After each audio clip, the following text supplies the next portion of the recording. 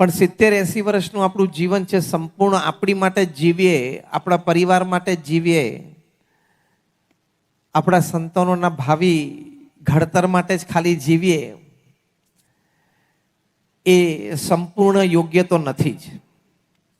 મનુષ્ય તરીકે આપણું કર્તવ્ય છે કે આપણા જીવનનો 10% હિસ્સો એ ધનની દ્રષ્ટિએ, બુદ્ધિશક્તિ આવડતની દ્રષ્ટિએ, સમયની દ્રષ્ટિએ, એવા કોઈ પણ સંસાધન રિસોર્સિસની દ્રષ્ટિએ આપણે સમાજને આપવું જોઈએ.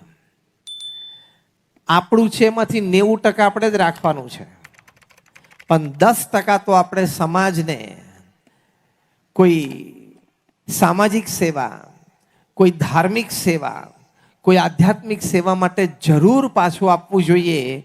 એ મનુષ્યત્વ છે. તમારામાંથી કેટલાને એમ લાગે છે કે આ વાત થોડીક વ્યાજબી છે?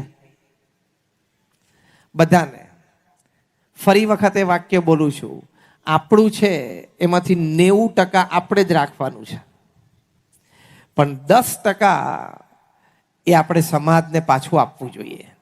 અને એ વિશ્વાસથી જ ભગવાને આપણને આટલું આપ્યું છે. આપણે અહીંયા બેઠા છીએ, લગભગ બધા જ સામાન્ય મધ્યમ વર્ગ કરતા વિશેષ કંઈક ભગવાને એમને આપ્યું છે. હા કે ના? સામાન્ય મધ્યમ વર્ગ કરતા અહીંયા આપણે બેઠા છીએ, બધાને ભગવાને કંઈક વિશેષ આપ્યું છે. એ જે વિશેષ આપ્યું છે એ ભગવાને વિશ્વાસથી આપ્યું છે કે મેં આને સામાન્ય મધ્યમ વર્ગ કરતા કંઈક વિશેષ આપ્યું છે. એ જે વિશેષમાંથી એ 10% એ સમાજને જે લેસ પ્રિવિલેજ્ડ હોય, લેસ ફોર્ચ્યુનેટ હોય, એની માટે વાપરશે. એ વિશ્વાસથી આપ્યું છે. એટલે જો આપણે એ 10% સમાજ માટે, ધર્મ માટે ન વાપરીએ તો આપણે ભગવાનને દગો કર્યો કહેવાય. કારણ કે ભગવાને વિશ્વાસ રાખીને આપણને વધારે આપ્યું. પછી ભગવાનને એમ ન થાય કે આના કરતાં કોઈક બીજાને આપ્યું હોત તો સારું હતું, આ ખોટી જગ્યાએ અપાઈ ગયું, એવું ભગવાનને આપણા પ્રત્યે ન થાય એ ખૂબ જરૂરી છે. એટલે નિસ્વાર્થ ભાવે સમાજને આપવું એ આપણું કર્તવ્ય બને છે. It becomes a humble human duty to give back to the society. જેણે આપ્યું છે એને અભિનંદન છે, જે આપી રહ્યા છે એને પણ અભિનંદન છે, અને જે આપવાની તૈયારીમાં છે અને આપશે એવું નક્કી કરે છે એને શુભેચ્છાઓ છે. એમાં પ્રથમ અગત્યની વાત એ છે કે જે અમુક જેનો સમય આવી ગયો છે ને એને પછી દુનિયાની કોઈ શક્તિ રોકી શકતી નથી. And this day, this year, this decade and this century belongs to my Bharat.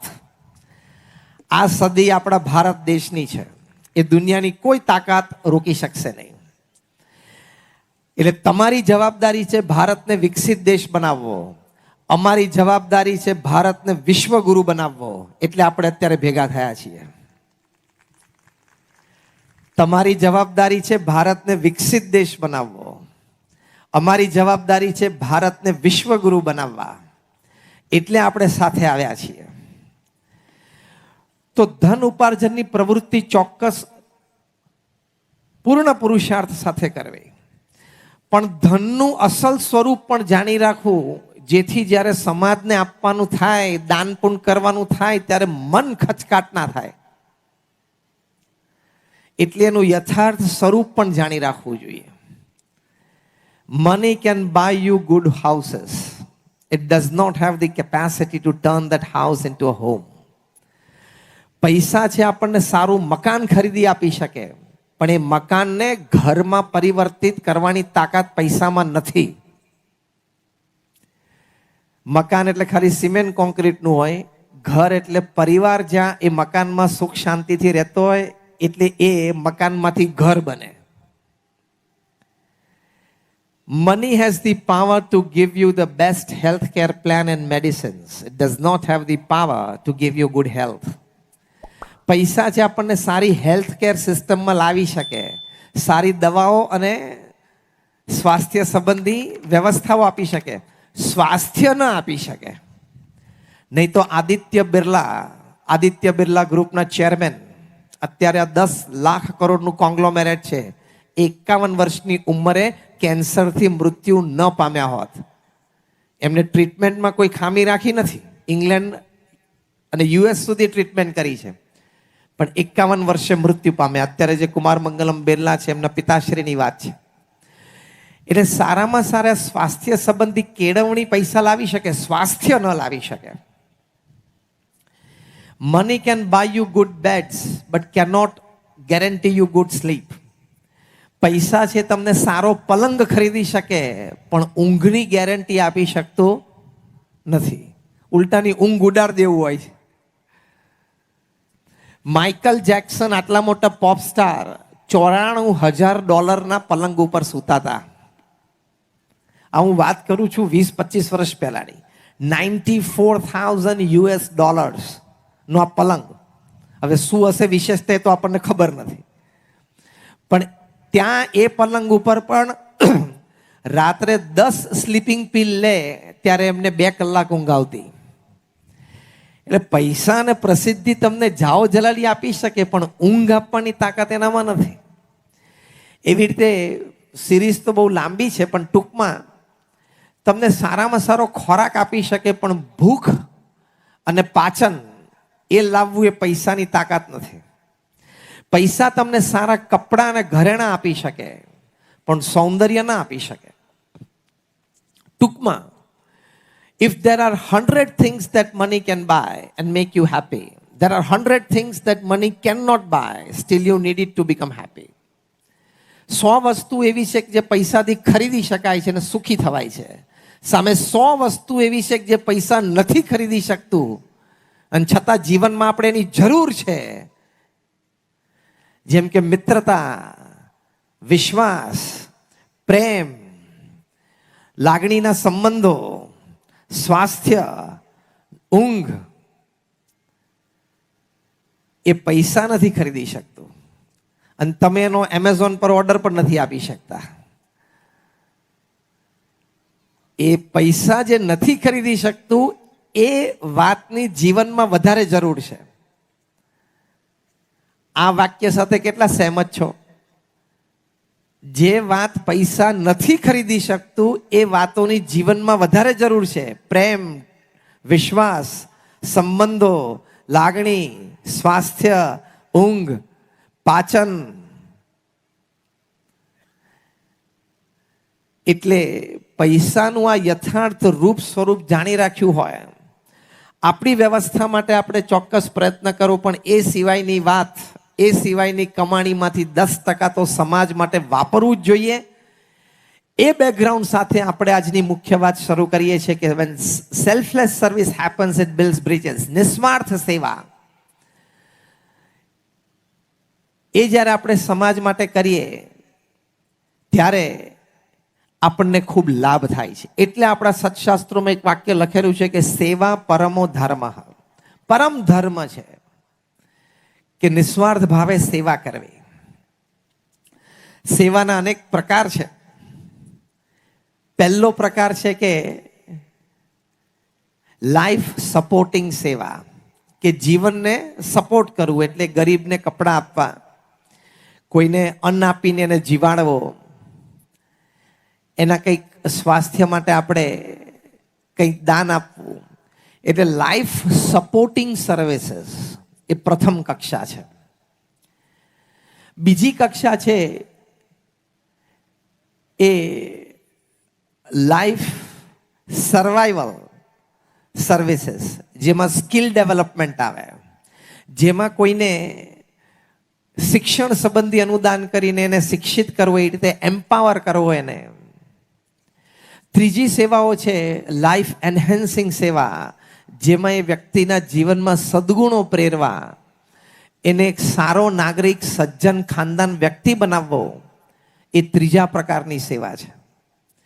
એટલે લાઈફ સપોર્ટિંગ સેવા, લાઈફ સર્વાઈવલ સેવા એન્ડ લાઈફ એન્હેન્સિંગ સેવા. આ બધા જ પ્રકારની સેવા છે અને જે સંસ્થાઓ આ સેવા કરે છે એ બધી જ સંસ્થાઓ ખૂબ અભિનંદનને પાત્ર છે. પણ પણ સેવાને લાંબા સમય સુધી ટકાવવી હોય ને લાંબા સમય સુધી સેવા કરવી હોય તો એની પાછળ સદગુણોની ને અધ્યાત્મની ખૂબ જરૂર પડે છે. કેમ? તો લાઈફ સપોર્ટિંગ સેવામાં હું તમને એક પ્રસંગ કહું કે મુંબઈમાં એક વખત કોઈ સિઝનમાં થોડી વધારે ઠંડી પડી હશે, એટલે શેઠિયાને એમ થયું કે આ ગરીબો બધા રાત્રે અહીંયા ઓવરબ્રિજ ઉપર ફૂટપાથ ઉપર સૂતા છે, મારે દરેકને એક ધાબળો આપવો જોઈએ. ઉત્તમ વિચાર છે ને ઉત્તમ સેવા છે. એમણે બીજે દિવસે બધા રાત્રે સૂતા હતા તો બધા પાસે એક ધાબળો મૂકીને કીધું કે લો આ ધાબળો તમે ઓઢી લો. બધાએ ઓઢી લીધો. શેઠનો આભાર માન્યો, શેઠને પણ સંતોષ થયો. 2 દિવસ પછી પાછા શેઠ એ ઓવરબ્રિજ ઉપરથી રાત્રે નીકળ્યા તો બધા ધાબળા વગર સૂતા હતા. એટલે શેઠ આશીર્વાદ માટે આવ્યા અને એમને કહ્યું કે સ્વામી, મેં એલ્યુમિનિયમના વાસણો બનાવવાની અહીંયા ફેક્ટરી કરી છે, આપ આશીર્વાદ આપજો. પ્રમુખ સ્વામી મહારાજ એમને હસતા હસતા કીધું અમે પણ અહીંયા બહુ મોટી ફેક્ટરી નાખી છે. એટલે પેલા ગભરાયા કે આપણે સ્પર્ધક ઊભા થયા અને એ પ્રમુખ સ્વામી જેવા સ્પર્ધક ઊભા થયા. પ્રમુખ સ્વામી મહારાજે હસતા હસતા કીધું અમારે કોઈ એવી ધન ઉપાર્જનની ઇન્ડસ્ટ્રી કે કારખાનું અમે નાખ્યું નથી, અમે માણસના ચારિત્ર ઘડતરનું કારખાનું અહીંયા નાખ્યું છે.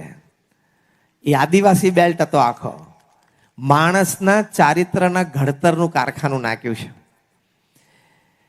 કારણ કે એક વ્યક્તિ ચારિત્રવાન તૈયાર થાય એ સમાજને કેટલું અને ક્યાં સુધી આપી શકે છે એ કલ્પનાતીત છે.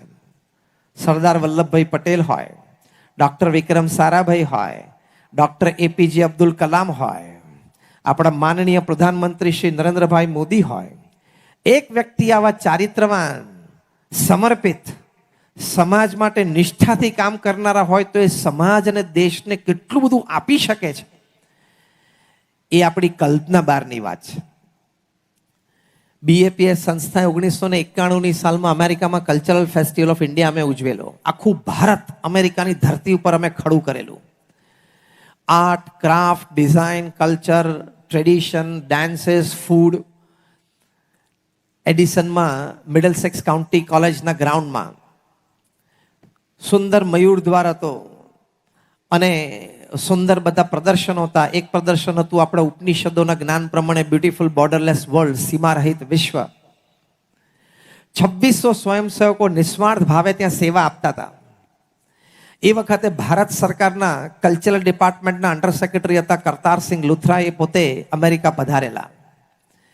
અમને એ વાતની માહિતી મળતા અમે એમને આમંત્રણ આપ્યું કે તમે તો સાંસ્કૃતિક વિભાગના ભારત સરકારના અગ્રેસર સચિવ છો, તો તમે અમારો આ સાંસ્કૃતિક મહોત્સવમાં પધારો. અને પોતે પધાર્યા. એમને મયુર દ્વાર પાસે આવીને ભવ્ય આ બધી કલાકૃતિ જોઈ એટલે અભિભૂત થયા. ત્યાં એમની નજર એક 8 વર્ષના બાળક ઉપર પડી, જેણે સ્વયંસેવકનો ડ્રેસ પહેરેલો, હાથમાં લાંબો લોખંડનો સળિયો હતો અને કોઈ કચરો પડ્યો હોય તો એ ઉપાડતો હતો. એમને જોતા ખ્યાલ તો આવ્યો કે આ સ્વયંસેવકનો ડ્રેસ પહેર્યો છે અને બાળક અહીંયા સેવા કરે છે. કારણ કે જુલાઈ ઓગસ્ટનો મહિનો હોય એટલે અમેરિકામાં સ્કૂલ્સમાં વેકેશન્સ હોય. એ સીધા બાળક પાસે દોડી ગયા અને બાળકને પ્રેમથી પૂછ્યું કે વોટ ઇઝ યોર નેમ, તારું નામ શું છે? એટલે પેલા બાળકે કીધું કે મારું નામ મયુર પટેલ. કરતારસિંહ લુથરાએ બીજો પ્રશ્ન પૂછ્યો કે what are you doing here, તું અહીંયા શું કરે છે? આ 8 વર્ષના બાળકે જે જવાબ આપ્યો એમાં સચિવના પગ નીચેથી જમીન ખસી ગઈ. 8 વર્ષનો મયુર એમ બોલ્યો કે here I am serving my country, my culture and my guru. હું અહીંયા મારી સંસ્કૃતિ, મારો દેશ અને મારા ગુરુની સેવા કરું છું. એક 8 વર્ષના બાળકના મોઢે, જે અમેરિકાની ધરતી ઉપર જન્મ્યો છે, અમેરિકાની ધરતી ઉપર એનો ઉછેર થયો છે, અનેક દેશોની અનેક પ્રકારની વ્યક્તિઓની વચ્ચે રહે છે ને ભણે છે અને હરે ફરે છે, એની વચ્ચે એ 8 વર્ષની ઉંમરે એ બાળકને પોતાની સંસ્કૃતિ વિશેની સભાનતા હોય કે મારી સનાતન હિન્દુ ધર્મની આ સંસ્કૃતિ છે, એ સંસ્કૃતિનો હું બાળક છું, મારે એના મૂલ્યો પ્રમાણે જીવવાનું છે, સભાનતા હોવી એ સામાન્ય વાત નથી. અહીંયા ઘણી વખત નથી હોતી ને. આ તો અમેરિકાની ધરતીની વાત છે, ત્યાં જન્મ્યા ને ત્યાં ઉછર્યા. જે બીજું વાક્ય બોલો કે આઈ એમ સર્વિંગ માય કન્ટ્રી, મારા દેશ ભારતની હું અહીંયા સેવા કરું છું. અને ત્રીજું વાક્ય બોલો માય ગુરુ પ્રમુખ સ્વામી મહારાજની હું સેવા કરું છું. ત્યારે કરતારસિંહ લુથરાએ ખૂબ પ્રેમથી નાના બાળકને આમ તેડી લીધો અને જ્યારે પ્રમુખ સ્વામી મહારાજને મળ્યા ત્યારે કરતારસિંહ લુથરા બોલ્યા કે Swamiji, what you have created here on the land of America is unbelievable. I think because of this, the future of our country and countrymen is very great on the land of America. કે તમે જે અહીંયા સર્જન કર્યું છે આ સાંસ્કૃતિક મહોત્સવનું ને 1 મહિના સુધી ચાલવાનું છે, એ દ્વારા તમે અહીંયા જન્મેલી આપણી ભારતીય પેઢી એના જીવનમાં સનાતન હિન્દુ ધર્મ, આપણી પ્રણાલિકા, આપણી પરંપરા, આપણી રીતભાત, આપણી રહેણી કહેણી, આપણી ખાણીપીણી એ તમે બહુ જ દ્રઢ કરાવી દીધી. તો આ પણ સમાજની બહુ જ મોટી સેવા છે. યસ ઓર નો? કે જ્યાં આપણી સંસ્કૃતિ, આપણી પરંપરા નાના બાળક અને નવી પેઢીના હૃદયમાં દ્રઢ થઈ જાય. તો લાઈફ સપોર્ટિંગ સર્વિસીસ છે, લાઈફ સર્વાઈવલ સર્વિસીસ છે અને લાઈફ એન્હેન્સિંગ સર્વિસીસ છે. જ્યાં પણ આપણું મન બેસતું હોય, તમારા બધાની વાત કરું છું, જ્યાં પણ આપણને રુચિ જાગતી હોય, જ્યાં પણ આપણો વિચાર ઠરતો હોય, ત્યાં અવશ્ય આપણે કંઈક ને કંઈક રીતે તને મને ધને અવશ્ય સેવા કરવી જ જોઈએ. જ્યારે હું પ્રોફેશનલ્સને વાત કરું ત્યારે એમને કહું છું કે the amount of money that you have in your bank account when you die is the extra work you did. You shouldn't have done. If at all you did, you should have given back money to the society in some way, because you have only 2 choices when you die. You either leave it or give it. પૈસા તમે કમાણાને જ્યારે આંખ બંધ થાય તો 2 જ choice હોય છે, કાં તો છોડીને જવું અને કાં તો આપીને જવું. સંતાનો માટે છોડીને જાઓ એની ના નથી, પણ તમારા કમાયેલા ધનમાંથી તમે સમાજને એક સારો હિસ્સો આપતા જજો. એની માટે તમને ભગવાને આપ્યું છે. કારણ કે આપણે ભેગું તો લઈ નથી જતા, એ ખબર છે ને. એ ટૂથમાં કેપ કરી હશે ને, એ કેપ પણ તમને બારણું બંધ કરીને દીકરો કાઢી લેશે કે આ સોનાની કેપ છે, પાછી સ્મશાને ક્યાં હળગાઈ દેવું. એટલે કશું ભેગું તો લઈ જવાતું જ નથી.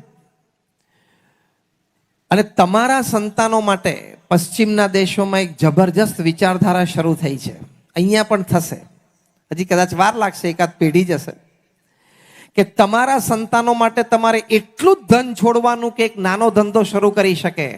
એટલું બધું ધન નહીં છોડવાનું કે મારે મર્સિડીઝ જોઈતી હતી ને મારા પિતાએ મને BMW લાવી આપી એટલે ખાડામાં નાખી દીધી. ખબર પડી હું શું બોલ્યો? વોટ્સએપ ઉપરની વિડીયો જોઈ લીધી હતી. એવા સ્પોઇલ્ડ બ્રેટ્સ તમારા છોકરા બની જાય એટલું બધું એને ધન આપવાની જરૂર નથી. એટલું બધું ધન નહીં આપી દેવાનું કે રાત દિવસ જીમમાં અને ક્લબમાં પડ્યો રહી શકે. એની પાસેથી કામ અને મહેનતનું ગૌરવ તમે હણી ન લેતા, નહીં તો મા બાપ તરીકે તમે તમારા દીકરાનું ભવિષ્ય બગાડો છો. હા કે ના? એને કામનું અને મહેનતનું ગૌરવ આપો જીવનમાં, કે બેટા હું પણ નાની રકમમાંથી કમાઈને આગળ વધ્યો છું, મારી કમાણીથી મારે મોટો હિસ્સો સમાજ સેવામાં મારા આનંદ માટે અને મારા મોક્ષ માટે મારે આપવું છે. તને આટલું આપું છું, તું આમાંથી આગળ વધજે. તારું ભાગ્ય અને તારી મહેનત, એવું કામનું અને મહેનતનું ગૌરવ તમારે તમારા સંતાનોને આપવું જોઈએ. એ આપણે ખ્યાલ રાખવો જોઈએ. એટલે તો કોર્પોરેટ વર્લ્ડમાં CSR શરૂ થયું છે, કોર્પોરેટ સોશિયલ રિસ્પોન્સિબિલિટી. તમે કમાવ છો અને કોઈ ગ્રામીણ વિસ્તારમાં તમારું કારખાનું છે ને તમે ત્યાં ગ્રામીણ પ્રજાના એને તમે એમ્પ્લોયમેન્ટ જનરેટ કર્યું, એ પણ મોટું તમે કામ કર્યું છે. પણ સાથે એનો સામાજિક વિકાસ થાય, શૈક્ષણિક વિકાસ થાય એના પરિવાર અને પેઢીનો, એની માટે આ CSR ફંડ છે. તો કોર્પોરેટ વર્લ્ડમાં પણ આ વાત શરૂ થઈ છે અને નિસ્વાર્થ ભાવે લોકો સેવા કરે છે. માટે આપણે પણ વિચાર રાખવો જોઈએ. અને જ્યારે નિસ્વાર્થ ભાવે તમને એમ થાય કે બહુ હોય ને આપણે આપી શકીએ છીએ, એવું નથી હોતું. થોડું હોય એમાંથી થોડું આપીએ ને એનો પણ આનંદ છે.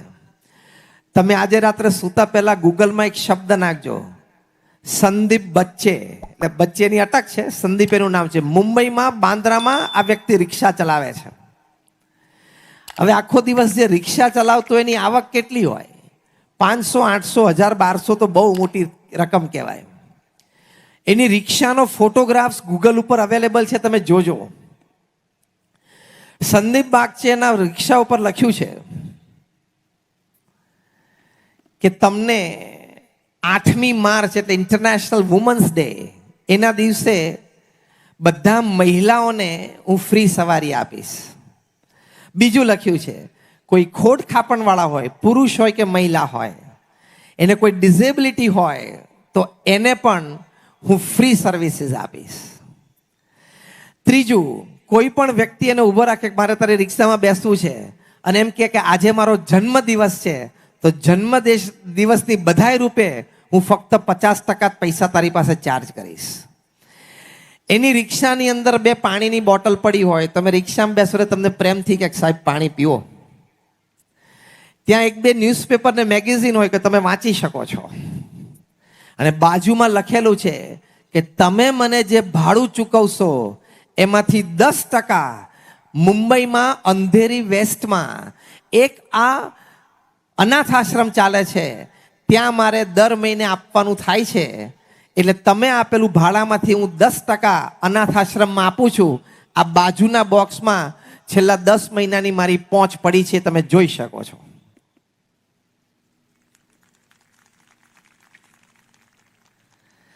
સંદીપ બાચેના ટેડ ટોક્સ છે, તમને આશ્ચર્ય થશે. સંદીપ બાચેને કેટલી બધી સંસ્થાએ સન્માન્યા છે. આજની તારીખમાં જ્યારે આપણે એની વાત કરીએ ત્યારે હજી રિક્ષા જ ચલાવે છે.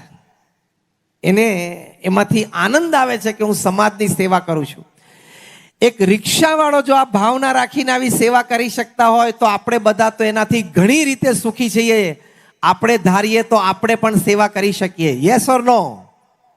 Rays your hands if you say yes. આપણે પણ કરી શકીએ. ફરી વખત, તમારામાંથી ઘણા બધા કરતા હશો, પણ હજી આપણે વિશેષ કરી શકીએ છીએ.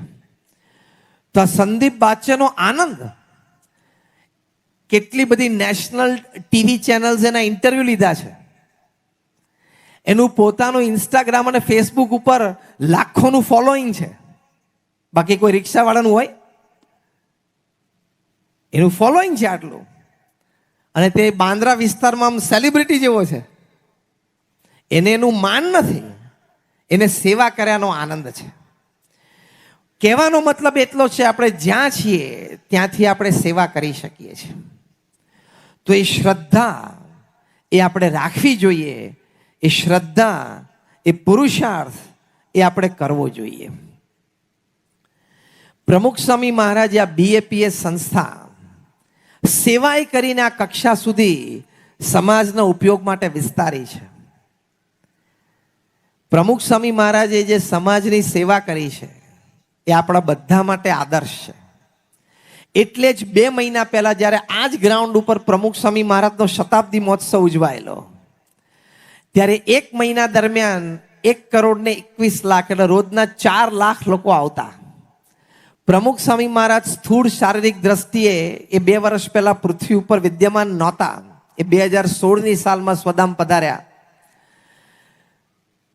પણ 1,21,00,000 વ્યક્તિઓ કોઈ એક વ્યક્તિના જન્મતિથિ નિમિત્તે આવ્યા હોય, એ પૃથ્વી પર કદાચ પહેલી ઘટના હશે.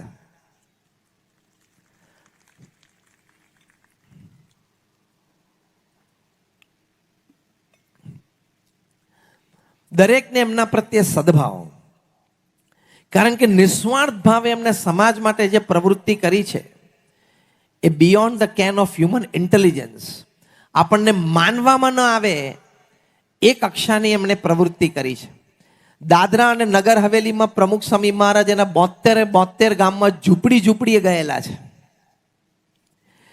ત્યાંના લોકોને એવી આદત હતી કે ફળિયામાં તાડનું ઝાડ હોય ને એના ફળમાંથી તાડી બનાવે. તાડી એટલે એક એલ્કોહોલિક ડ્રિંક છે. એ પી અને પછી સાંજે બધા નાના મોટા ભાઈ બધા પીવે. અને સાંજે પછી નાની મોટી ધમાલ પણ થાય ગામમાં. આ 72 ગામોમાં પ્રમુખ સ્વામી મહારાજ ઝૂંપડે ઝૂંપડે ગયા છે, એક એક વ્યક્તિ સાથે બેઠા છે, એને સમજણ દ્રઢ કરાવી છે, એના ઘરમાંથી એને તાળનું ઝાડ કાઢી નાખ્યું, તાળી બનાવવાનું બંધ કર્યું, એ નિર્વ્યસની થયા. એને એમ થયું કે મારી ભવિષ્યની પેઢીને ખબર ન પડવી જોઈએ કે અમારા બાપ દાદા તાળના ઝાડમાંથી તાળી બનાવીને પીતા હતા. 72 માંથી 42 ગામો પ્રમુખ સ્વામી મહારાજે સંપૂર્ણ તાળી ફ્રી આ નિર્વ્યસની સેવાઓ કરી. પ્રચંડ પુરુષાર્થ. એ ગયા પછી પાછળ અમને સંતોને મોકલ્યા, સંતો પછી અમારા BAPS ના કાર્યકર્તાઓ ગયા અને બધું પાક્કું કર્યું. આ હું વાત કરું છું 70 અને 80 ના દાયકાની. એ બધા ગામો સમૃદ્ધ થયા.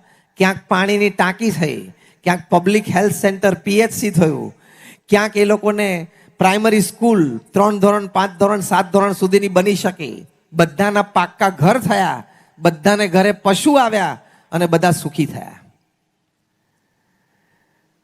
તો જ્યારે લાઈફ એન્હેન્સિંગ સેવા, ત્રીજા પ્રકારની સેવાની આપણે વાત કરી, જ્યારે વ્યક્તિને સંસ્કાર આપવામાં આવે છે, એના જીવનમાં મૂલ્યો સિંચવામાં આવે છે, ત્યારે એને પહેલી બે સેવાની જરૂર પડતી નથી. લાઈફ સપોર્ટિંગ અને લાઈફ સર્વાઈવલ સર્વિસીસની જરૂર પડતી નથી. અગેન, એ ન કરવું એવું નથી, એ કરવાનું, એ પ્રાથમિકતા છે, ત્યાંથી શરૂઆત છે. પણ આપણો મુદ્દો આ છે કે આવી રીતે આપણે સદગુણ પ્રેરીને બહુ જ મોટી સમાજ સેવા કરી શકીએ છીએ. સ્વામી વિવેકાનંદ કહેતા, the greatest, the highest and the biggest contribution that a person can give to society is a pure and spotless character. સૌથી મોટું, એટલે સ્વામી વિવેકાનંદ બોલ્યાનું ગુજરાતી ભાષાંતર કરું છું, કે સૌથી મોટું, સૌથી વિશિષ્ટ અર્પણ આપણે સમાજને શું કરી શકીએ છીએ? તો આપણું સ્પોટલેસ કેરેક્ટર, એટલે કે આપણું શુદ્ધ ચારિત્ર. કારણ કે એમાંથી જ્યારે વ્યક્તિના જીવનમાં એવા મૂલ્યો આવે છે, ત્યારે એ આદર્શ નાગરિક બને છે, દેશનો, સમાજનો એ એક ખાનદાન સજ્જન બને છે.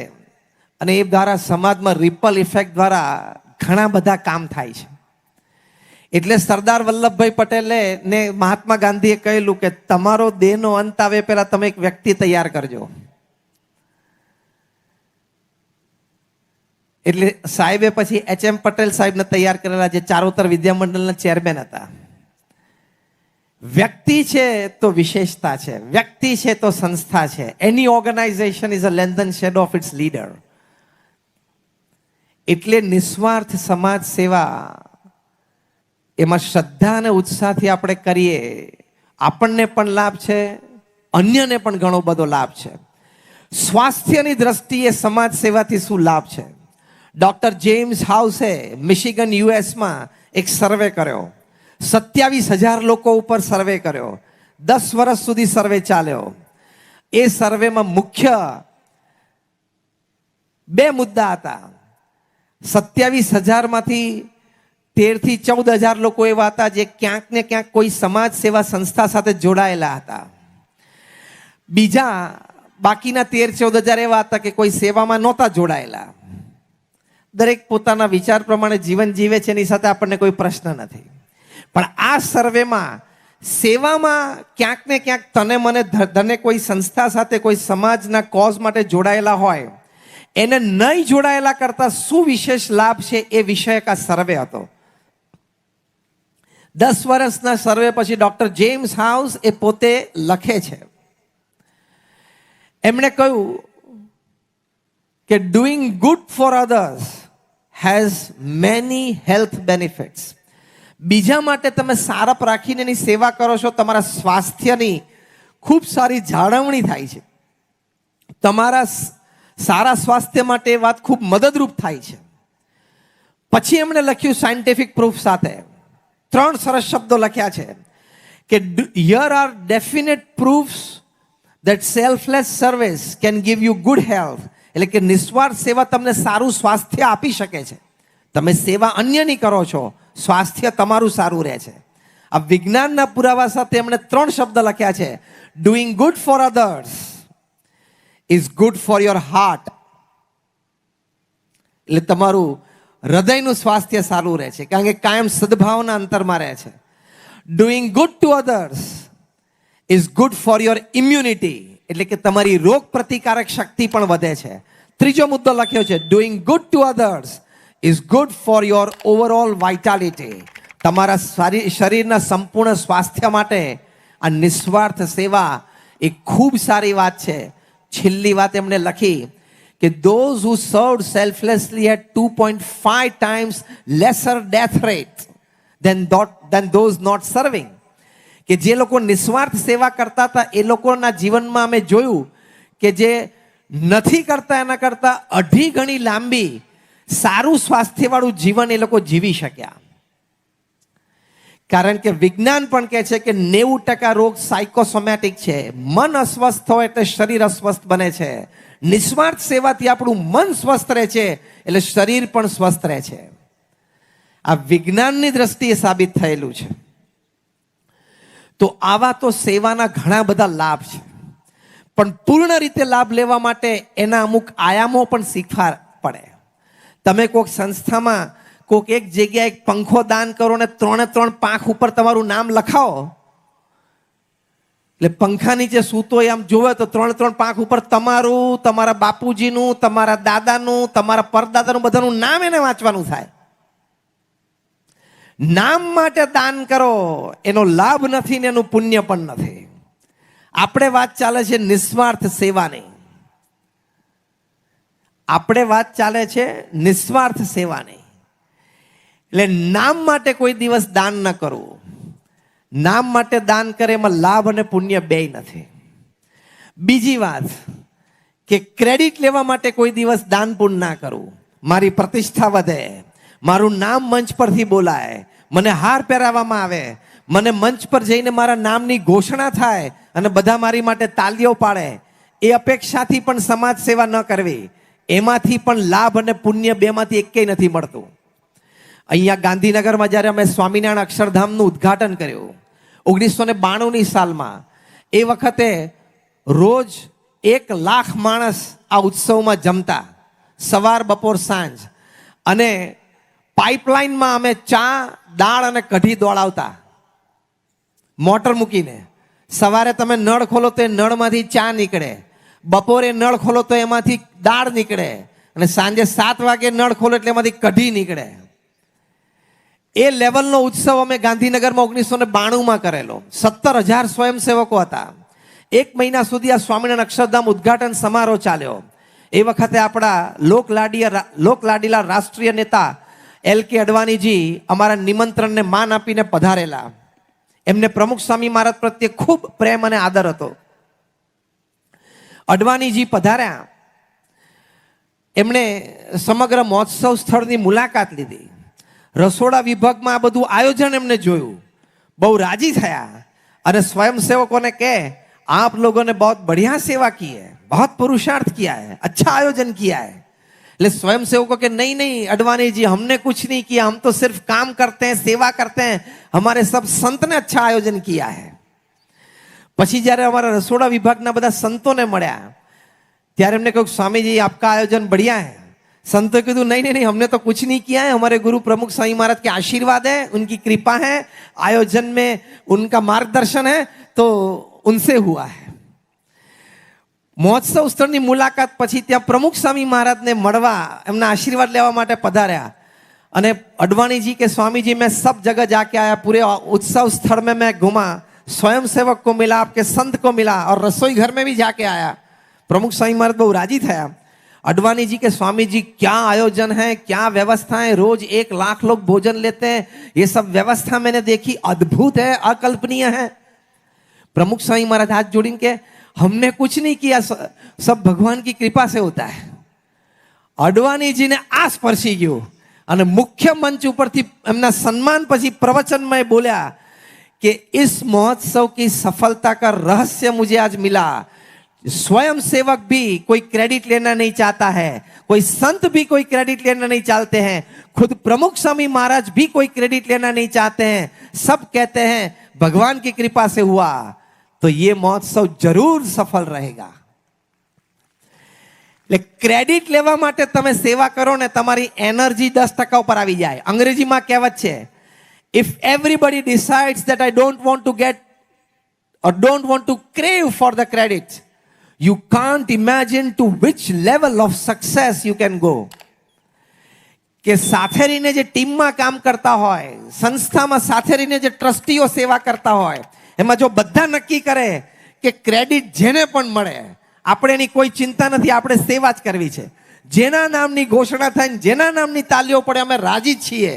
કોઈ જો ક્રેડિટ માટે ક્રેવિંગ કે ઈચ્છા ન રાખે તો આ કહેવત પ્રમાણે તમારી સંસ્થા અને તમારા સંસ્થાના કાર્યકરો કઈ કક્ષા સુધી જઈ શકે છે સફળતામાં, એ તમારી કલ્પના બહારની વાત છે. એટલે સેવામાં બે વાત, એક નામની ઈચ્છા ન રાખવી અને બીજી ક્રેડિટની પણ ઈચ્છા ન રાખવી. સેવા આપણે ભગવાનની પ્રસન્નતા માટે કરીએ છીએ. આ વાત પ્રમુખ સ્વામી મહારાજ, આજે અમારા ગુરુ મહંત સ્વામી મહારાજનું જીવન સૂત્ર છે. એટલે આ કક્ષા સુધી એ કામ કરી શકે છે. રોબિન્સવિલ અક્ષરધામમાં 300 એકર ઉપર દુનિયાનું બીજા નંબરનું મોટું હિન્દુ મંદિર અને વેસ્ટર્ન હેમિસ્ફિયરમાં સૌથી મોટું હિન્દુ મંદિર એમનેમ ન થાય. અબુધાબીમાં BAPS સ્વામિનારાયણ હિન્દુ મંદિર એમનામ ન થાય. જ્યારે દરેક કાર્યકર અને સંતના મનમાં નિસ્વાર્થ સેવા હોય તો જ થઈ શકે, બાકી શક્ય નથી. અને જ્યારે આવી પ્રેરણા મૂર્તિ તમે બનો, તમારું એક વચન, તમારો એક ઈશારો, એની ઉપર સંસ્થાના મોટા મોટા પ્રોજેક્ટ થાય, લાખો લોકો તમારી સાથે તને મને ધને જોડાય.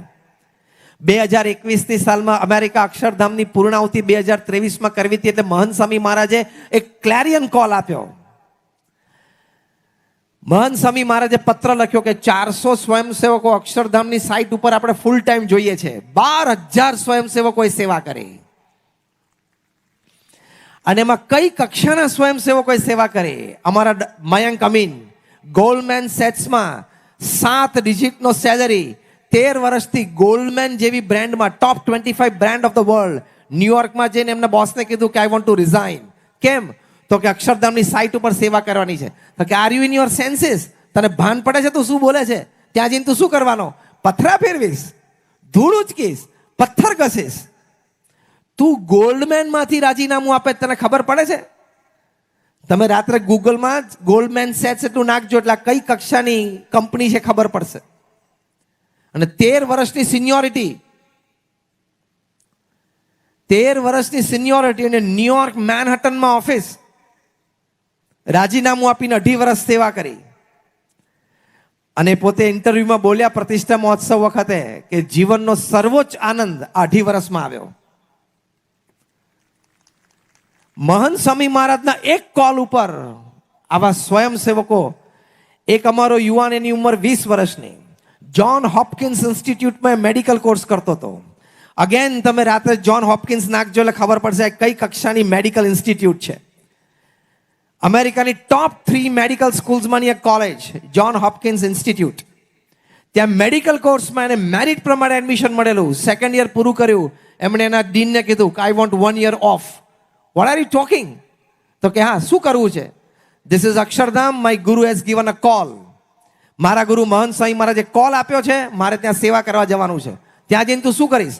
પથ્થર ઘસીશ, પથરા ચડાવીશ, કલાકૃતિમાં મદદ કરીશ, ક્રેન ચલાવીશ, ટ્રેક્ટર ચલાવીશ. તું ગાંડો થઈ ગયો છું? એના ડીને એને કીધું.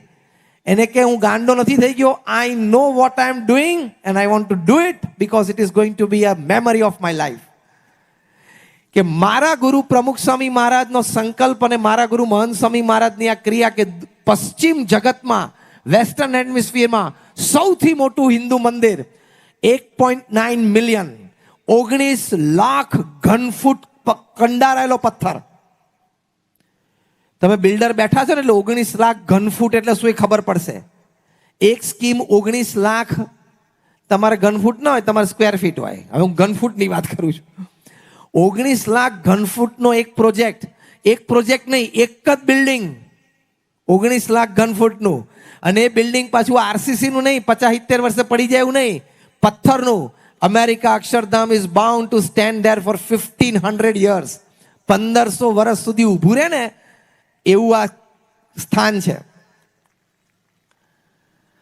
અને એવું જ એટલે ત્યાં બધાએ આવી સેવાઓ કરી શ્રદ્ધાથી, ઉત્સાહથી. અને ત્યાં સેવા કરવા આવ્યા ઘણા બધાની કૂટેવો જતી રહી. કોકને નાનું મોટું વ્યસન હતું એ જતું રહ્યું, કોઈને આળસ પ્રોક્રેસ્ટિનેશન હતું એ જતું રહ્યું. કેટલા બધા યંગસ્ટર્સ બધાએ ત્યાં સેવા કરી. દે એન્જોયડ. એવું જ BAPS સ્વામિનારાયણ હિન્દુ મંદિર જે અબુધાબીમાં બન્યું, ખૂબ ખૂબ આપણે અભિનંદન આપવા પડે ત્યાંના રાજાઓને, એટલે ત્યાંના કર્તાઓને. His Royal Highness Sheikh Mohammed bin Zayed, એમણે બહુ પ્રસન્નતાથી મોટું મન રાખીને 27 એકર જગ્યા BAPS સંસ્થાને Dubai Abu Dhabi expressway Sheikh Zayed highway એની ઉપર ગિફ્ટમાં આપી કે તમે અહીંયા ભવ્ય હિન્દુ મંદિર બનાવો. અને ત્યાં પણ પથ્થરની કલાકૃતિ વાળું 10,000 મૂર્તિઓ એક જ મંદિરમાં છે. 1500 વર્ષ ટકે એવું આ મંદિર છે. એટલે અમેરિકામાં કે મિડલ ઇસ્ટમાં જે અત્યારે ભારતીયો રહે છે એની 50મી પેઢી એ આ મંદિરના દર્શન કરીને એ પ્રતીતિ લાવશે કે મારા બાપ દાદાઓ અહીંયા સેવા કરેલી છે અને હું એનો વંશજ છું, હું ભારતીય છું, હું સનાતની છું. એ ગૌરવ આ સમાજની બહુ જ મોટી સેવા છે. તો આ જે લાઈફ એનહેન્સિંગ સેવા છે એ સમાજ સેવા એ ખૂબ ઉત્તમ છે. એની માટે કદાચ વધારે નહીં પણ આપણે આપણા સંતાનોને પણ સંસ્કારિત કરી શકીએ. આપણે આપણા સગાવાલાના સંતાનો હોય એને પણ સંસ્કારિત કરી શકીએ. તમે તમારા 2 સંતાનોને સમાજના સજ્જન અને દેશના સાચા નાગરિક બનાવી શકો તો એ પણ તમારી માતા પિતા તરીકે મોટી સેવા છે. બીજો એક બહુ જ મોટો અલગ દ્રષ્ટિકોણ કે મંદિરો દ્વારા થતા સમાજની સેવા. ઘણા બધા લોકોને સમાજમાં એવો પ્રશ્ન છે કે મંદિરોની શું જરૂર છે? મંદિરો બાંધવાની કરતાં હોસ્પિટલ બનાવો, સ્કૂલ બનાવો તો એ પણ બધું થતું હોય. તમને આશ્ચર્ય થશે કે ભારતના બધા મંદિરોના જે ટ્રસ્ટ છે એ ટ્રસ્ટ દ્વારા જે સ્કૂલ્સ અને કોલેજીસ ચાલે છે એ હજારોની સંખ્યામાં છે. BAPS સંસ્થા 130 કરતાં વધારે શૈક્ષણિક આયામો આખા દેશમાં ચલાવે છે. એટલે મંદિરના નેજા હેઠળ સમાજના સર્વાંગી ઉત્કર્ષ માટે બધી જ પ્રવૃત્તિ થતી હોય, પણ અમુક વસ્તુ જે મંદિર આપી શકે છે સમાજને, એ બગીચા, એ થિયેટર, એ મોલ એ ન આપી શકે. એટલે ઘણા બધાને મનમાં પ્રશ્ન હોય અને મારે પહેલો ઉત્તર આપવાનો છે કે મંદિર સમાજની શું સેવા કરે છે. પહેલી જ વાત આપણે આર્થિક રીતે જોઈએ, અર્થવ્યવસ્થાની દ્રષ્ટિએ જોઈએ. મંદિર એ સમાજ અને દેશની અર્થવ્યવસ્થામાં બહુ જ મોટો ટેકો છે. હું તમને આંકડાકીય ગણાવું. ભારતમાં 35 લાખ મંદિરો છે. કોઈ મંદિરમાં નાનું મંદિર હોય, એક પૂજારી હોય. કોઈ મોટું મંદિર હોય, રામેશ્વર હોય, તિરુપતિ બાલાજી હોય, જગન્નાથપુરી હોય, સ્વામિનારાયણ અક્ષરધામ દિલ્હી હોય, જ્યાં 800,000 માણસ કામ કરતા હોય, કર્મચારી હોય, પગારદાર હોય. 2,000, 3,000, 5,000 બે શિફ્ટમાં ગણો તો 6,000 ને 8,000 માણસને પગાર મળે છે. એટલે કોઈ નાનું મંદિર છે જ્યાં એક પૂજારી છે, આવા મોટા મંદિરોમાં 3, 4, 5, 7,000 છે. એવરેજ કોન્ઝર્વેટિવ ફિગર, એક મંદિર દીઠ ફક્ત 10 કર્મચારી વ્યક્તિનો તમે ગણો. આ રેન્જમાંથી હું એવરેજ લઉં છું અને કોન્ઝર્વેટિવ ફિગર લઉં છું. 35 લાખ ભારતના મંદિરોમાં 10ની એવરેજ 3.5 કરોડ લોકોને રોજગારી મંદિર આપે છે. હજી આગળ ગણાવું. આ ડિરેક્ટ એમ્પ્લોયમેન્ટ થઈ. હવે ઇનડિરેક્ટ એમ્પ્લોયમેન્ટ. મંદિરની બહાર બેસીને કોઈક ફુલહાર વેચે છે. મંદિર એને પગાર નથી આપતું પણ એની રોજી રોટી એના આધારે ચાલે છે.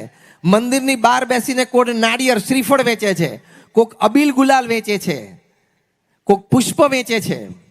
એમાં બહુધા લોકો કોઈ ખોટ ખાપણવાળા હોય છે, કોઈ વિધવા બહેનો હોય છે, કોઈ વૃદ્ધ બહેનો હોય છે જેને ઓછો સાથ સહકાર સમાજમાં હવે રહ્યો ના હોય.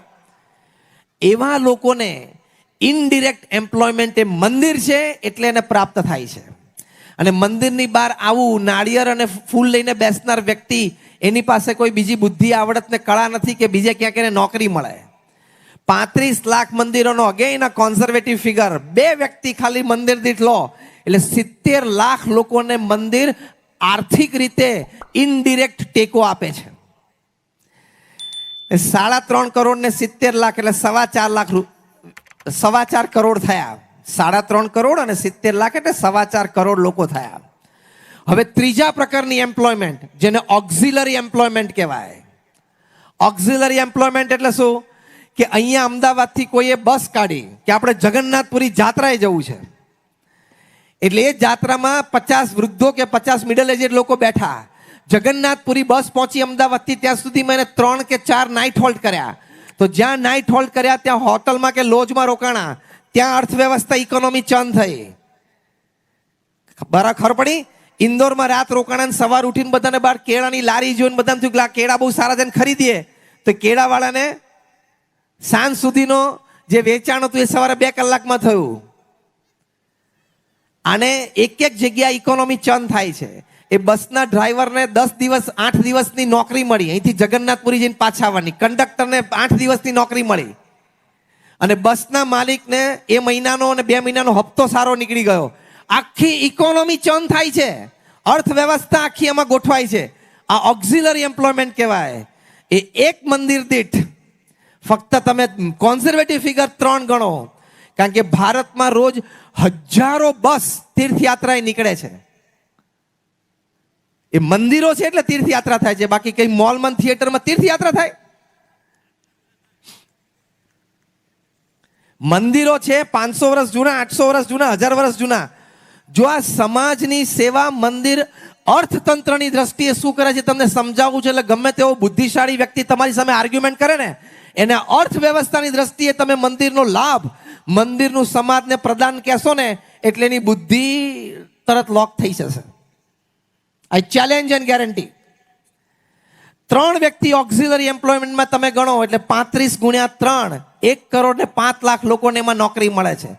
એટલે 4.25 કરોડ અને 1 કરોડ ને 5 લાખ, આપણે 5.25 કરોડ લોકો ગણો કે જેને મંદિર નોકરી આપે છે. હજી તો એ મંદિરના પથ્થરો જે ખાણમાંથી નીકળે છે એના મજૂરોની વાત નથી કરી મેં. એ પથ્થરો ત્યાંથી જે લાવે છે, લોજિસ્ટિક્સ અને ખટારાવાળા જે આ ખટારામાં ભરીને લાવતા હોય, એ ઇકોનોમીની વાત નથી કરી. હજી એ પથ્થરોને ઘડવા માટે જે કારીગરો છે, એ કારીગરોની કળા પણ સચવાય છે અને એ કારીગરોને નોકરી પણ મળે છે. હજી એ એક આખું ઇકોનોમિક તંત્ર છે, એની હજી વાત નથી કરી મેં. 2023-2024માં ભારત સરકાર તરફથી પ્રોજેક્ટ ટાઈગરમાં 331 કરોડ રૂપિયાનો ખર્ચો છે. એટલે કે વાઘને બચાવવો, વાઘનું કોન્ઝર્વેશન માટે 331 કરોડ હોય, તો માણસના હાથમાં પથ્થરમાં ડિઝાઇન કરવા માટેની જે કળા છે એના કોન્ઝર્વેશન માટે પણ પ્રોજેક્ટ જોઈએ કે ના જોઈએ? એ આ મંદિરો કામ કરે છે. એ આખી એક ઇકોનોમી જુદી છે, તો હજી હું વાત જ નથી કરતો. આ 5.25 કરોડ ગણો અને ભારતમાં એક વ્યક્તિ કમાતો હોય તો 3 વ્યક્તિ એના આધારે જીવતા હોય. 5.25 કરોડ એટલે ગુણ્યા 3, 15 કરોડ લોકો ભારતમાં પોતાના મોઢામાં અન્ન મૂકે છે. એની પાછળનું કારણ મંદિર છે. Give me one industry. Bharat દેશમાં એક ઇન્ડસ્ટ્રી મને આપો જે 15 કરોડ લોકોના મોઢામાં અન્ન મૂકતી હોય. This is the power of મંદિર when it comes to economy of the country. અને આપણા દેશની આ વિશેષતા છે. બાકી પશ્ચિમના દેશો કઈ જાત્રા નથી કાઢતા, જાત્રા સ્થળ છે નહીં. લાવવા ક્યાંથી? આ મંદિરનું ભારતમાં, આપણા સમાજમાં, દેશમાં બહુ જ મોટું પ્રદાન છે. અને એ મંદિરોમાં મોટા મોટા ઉત્સવ ઉજવાતા હોય. રથયાત્રાનો ઉત્સવ ઉજવ્યો, દિવાળીનો કાર્યક્રમ થયો, જન્માષ્ટમીનો કાર્યક્રમ થયો, રામનવમીનો ઉત્સવ ઉજવાણો. એ વખતે હજારો લોકો ભેગા થતા હોય, એ બધાને ભોજન થતું હોય. તો કેટલાય કરિયાણાવાળા દુકાનવાળા હોય, શાકભાજીના દુકાનવાળા હોય, એ બધાને પણ મોટો ધંધો મળે છે. હું ખાલી આર્થિક ગણાવવા બેસું ને તોય બહુ મોટું તંત્ર છે મંદિરનું. For the society, for the people. તો મંદિર છે એ આર્થિક રીતે સમાજની બહુ જ મોટી સેવા કરે છે. એ સામાન્ય ન કહી શકાય. આપત્તિ આવે ત્યારે સમાજ સેવા નિસ્વાર્થ ભાવે મંદિર કરે છે. મંદિરો દ્વારા આપત્તિમાં, દુષ્કાળ, અતિવૃષ્ટિ, અનાવૃષ્ટિ હોય તે વખતે ભુજમાં 2001ની સાલમાં 26મી જાન્યુઆરીએ 9:15 વાગે ભૂકંપ આવ્યો. ભયંકર તારાજી હતી, આપણને બધાને ખબર છે. અને છેક ભુજથી અહીંયા અમદાવાદ સુધી ફોલ્ટ લાઈન આવેલી. આપણે વસ્ત્રાપુર સુધી, અને ત્યાં માનસી ટાવરને બધાને અસર થયેલી. પ્રમુખ સ્વામી મહારાજે ત્યાં ભુજમાં અમારા મંદિરે સંતોને ફોન કર્યો કે આપણું મંદિર ઊભું છે કે પડી ગયું છે? પહેલું એ પ્રશ્ન પૂછ્યો. તો કે સ્વામી ઊભું છે. પ્રમુખ સ્વામી મહારાજે આદેશ આપ્યો કે તાત્કાલિક રસોડું ચાલુ કરો. હમણાં 3 કલાક પછી 12 વાગે લોકો જમશે ક્યાં? ત્યાં અમારા સંતોને થોડા કાર્યકર્તા રસોડું શરૂ કર્યું. BAPS સ્વામિનારાયણ મંદિર, મુન્દ્રા રોડ, ભુજ. પહેલે જ દિવસે બપોરે 12 વાગે 17,000 લોકો જે રોડ ઉપર આવી ગયા હતા, ઊભા હતા, એ લોકો જમ્યા. પ્રમુખ સ્વામી મહારાજને રિપોર્ટ આપવામાં આવ્યો. પ્રમુખ સ્વામી મહારાજ કીધું કે રસોડું ચાલુ રાખો, હું કરિયાણુંને સીધું મોકલું છું. આવતા 10 મહિના સુધી ત્યાં રસોડું ચાલુ રહ્યું. રોજ 55 થી 85,000 લોકો જમતા. ચોથે દિવસે 30મી જાન્યુઆરીએ પ્રમુખ સ્વામી મહારાજે 800 ટનનું જહાજ, જીવન જરૂરિયાતની મટીરિયલનું, મુંબઈથી મુન્દ્રા પોર્ટ ઉપર મૂકી દીધું. અમે ત્યાં સેવામાં હતા. એ જહાજ, એ 800 ટનનું જહાજ અમે 110 સંતોને કાર્યકર્તાઓ ખાલી કર્યું અને કચ્છના 509 ગામોમાં અમે લોકોએ એક જ અઠવાડિયામાં વિતરણ કરેલું. પછી પુનર્વસન શરૂ થયું, રિહેબિલિટેશન. BAPS સંસ્થાએ 9 ગામ દત્તક લીધા, 1500 ઘર બાંધી આપ્યા, પાક્કા મકાન, અને મફતમાં, ફ્રીમાં, પ્રેમથી ગામ લોકોને આપી દીધા. બીજા 42 ગામોમાં BAPS સંસ્થાએ એક વિશેષતા, એટલે એક કોઈ જગ્યાએ પાણીની ટાંકી બનાવી આપી, કોઈ જગ્યાએ પ્રાઇમરી સ્કૂલ બાંધી આપી, કોઈ જગ્યાએ પબ્લિક હેલ્થ સેન્ટર PHC બાંધી આપ્યું. એમ બીજા 42 ગામોમાં કામ કર્યું.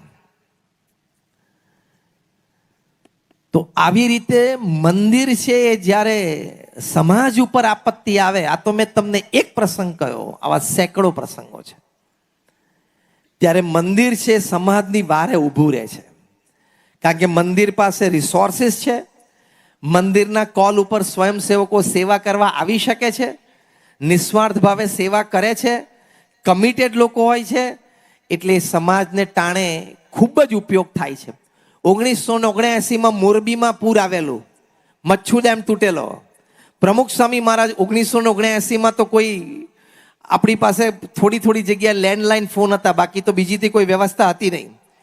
પ્રમુખ સ્વામી મહારાજે રાજકોટ રેડિયો સ્ટેશન ઉપર જઈને રેડિયો ઉપર અપીલ કરી કે આપણા સ્વયંસેવકો તાત્કાલિક મોરબી પહોંચો. એ જ દિવસે BAPSના 1500 સ્વયંસેવકો મોરબી પહોંચેલા. પ્રમુખ સ્વામી મહારાજ પોતે પણ હાજર રહેલા. બાઉભાઈ જશભાઈ પટેલ હતા, એ વખતે એ પણ ત્યાં હાજર હતા. પ્રમુખ સ્વામી મહારાજ રોજિંદુ કાર્યો ઓવરસી કરતા હતા, અને ત્યાં એ મોરબીમાં બધી રેલ રાહત પ્રવૃત્તિઓ ચાલી, આખું ગામ સાફ કર્યું.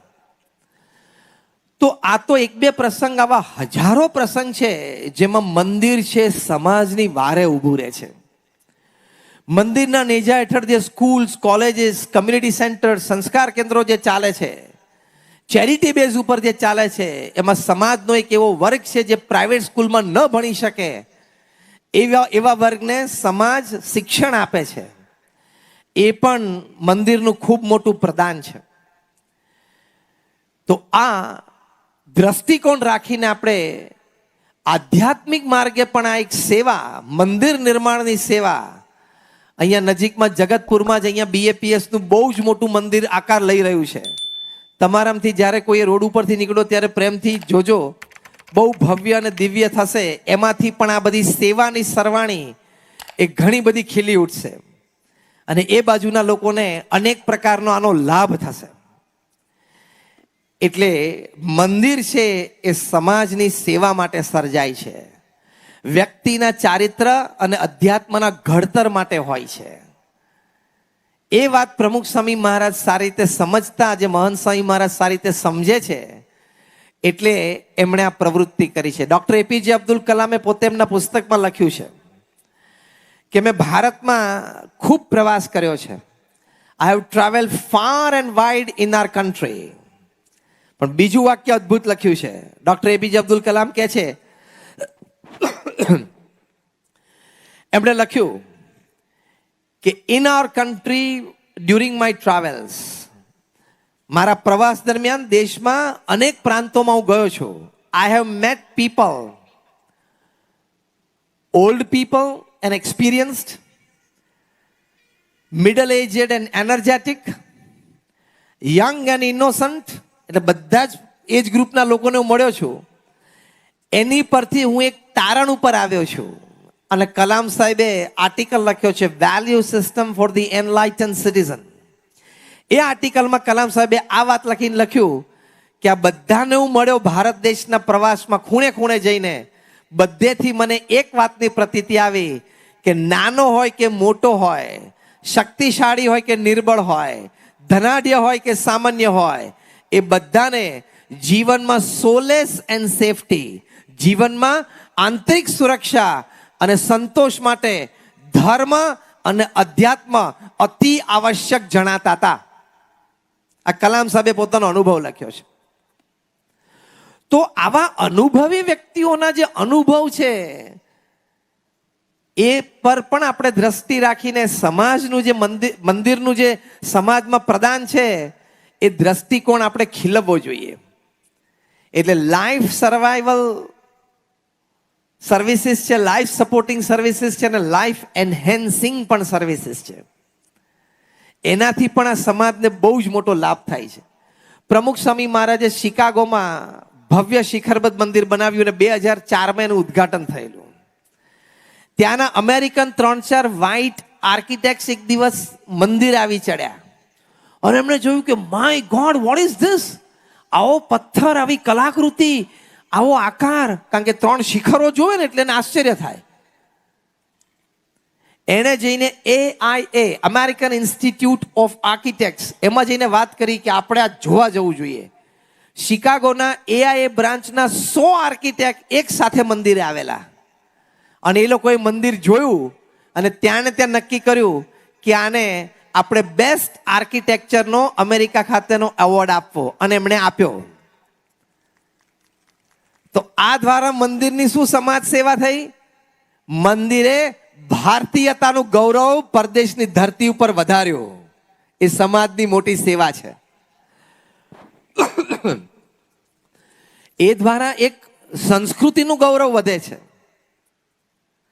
મંદિર હોય તો તે વખતે જોજો તમે, જ્યારે આપણને કંઈક દુઃખ આવે, તકલીફ આવે, કંઈક સંજોગ પરિસ્થિતિ પ્રતિકૂળ આવે ને, ત્યારે મંદિરમાં જવાથી આપણને શાતા અને શાંતિ પ્રાપ્ત થાય છે. 1972ની સાલમાં ઈદી અમીને યુગાન્ડામાંથી બધાને કાઢી મૂક્યા. તાત્કાલિક ગુજરાતીઓ ભારતીય અને એશિયન દેશ છોડો. 1972 પહેરેલા કપડે છોડો. મિલિટરી એરપોર્ટ સુધી ઊભી હતી. લોકો પહેરેલા કપડે જતા હોય, પણ જો બૂટ સારા જોવે ને તો ત્યાં મિલિટરી કે બંદૂકની અણીએ બૂટ કાઢ નાખ. બૂટે લઈ લેતા હતા. હાથની વીંટી તો કઢાવી લે, બૂટે લઈ લેતા હતા. બ્રિટિશ કોલોની હતી એટલે બધા પાસે બ્રિટિશ પાસપોર્ટ હતા, એટલે આ બધા બ્રિટન ગયા. વૃદ્ધો હતા એ ઘણા ભારત આવ્યા, પણ આ લોકો ઘણા યુવાનોને જે આખી જિંદગી કાઢવાની હતી એ લોકો બધા બ્રિટન ગયા. ત્યાં જઈને સામાન્ય નોકરી શરૂ કરી. હવે 2 દિવસ પહેલા યુગાન્ડામાં બધા મોટો વેપાર કરતા હતા, મોટો બંગલો હતો, ઘરે મર્સિડીઝ ગાડી હતી અને 10 નેટિવ એને ત્યાં નોકર હતા. અને 2 દિવસ પછી લંડનમાં પહેરેલા કપડે રોડ ઉપર આવી ગયેલા. માણસ ગાંડો થઈ જાય કે નહીં? કોઈ પણ વ્યક્તિ છે એનું મગજ ફરી જાય. ત્યાં ગયા ને સામાન્ય નોકરીઓ ચાલુ કરી. કોઈક ઘરે ઘરે છાપા નાખવા જાય, કોઈક રિટેલ સ્ટોર ઉપર ઊભો રહીને કોલ્ડ ડ્રિંક કે આઈસ્ક્રીમ વેચે, કોકને ત્યાં નોકરી કરતો કરતો વેચવાનું. પોતાની દુકાન તો હતી જ નહીં.